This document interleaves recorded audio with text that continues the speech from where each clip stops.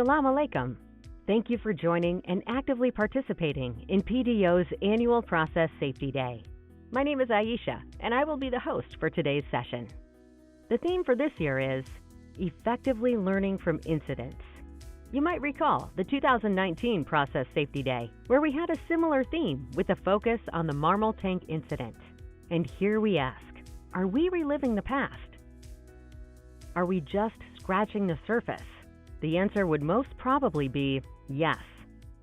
Worldwide, inadequate LFI processes have been cited as contributing factor in major accidents, such as in transportation accidents involving road travel, shipping, aircraft, space travel, chemicals and oil and gas accidents.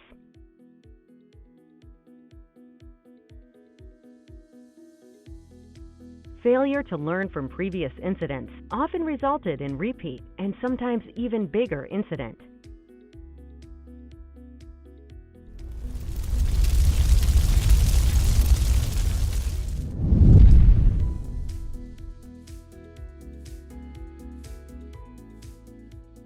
Good process safety management is about safe design, responsible operation, good maintenance, and learning effectively from previous incidents. Looking around, it is no surprise that industries such as aviation, nuclear, and pharmaceuticals, which have the best safety records, are also the ones with the strongest methodologies in investigating incidents and learning from them. In PDO, analysis of our Tier 1 process safety incidents from the last 5 years show that more than 60% of our incidents still have an element of repetition. This is a clear indication that we are missing out on learning and corrective opportunities. Ineffective and slow learning from incident can make us vulnerable. We need to do better in effectively learning from incidents. Following a major accident, we commonly hear the phrase, "We must learn from this." Indeed, this has become such a normalized statement that one may think that learning lessons is a natural and automatic process. We investigate the incident and in some cases send out an awareness or action alert with learnings to a broad group of recipients. However, this one-way broadcasting does not assure us that the lessons are really understood and implemented. Simply because a meeting was held, an alert was created, or an email was sent does not mean that learning has occurred. Learning is not just acquisition of new knowledge, but also taking right actions to eliminate, control, or mitigate the risks. It involves new conclusions or beliefs about how things work. Having learned from an incident can mean different things to different people. For example, it could mean that the investigation team has understood how and why an incident had occurred. Or it could mean that some people now know how to prevent it from happening again. This is surely not enough, and we need a more holistic approach. Effective learning has two goals: ensuring we have correctly identified and implemented a set of mitigation measures, such as making required changes to our hardware, software, or procedures to prevent reoccurrence, and conducting staff engagements to successfully improve understanding, influence beliefs and values, thereby enhancing risk perception and driving desired behaviors. Learning from an incident cannot just be disseminating information, but also giving people the opportunity to understand the incident, reflect on it, and take actions to reduce risk.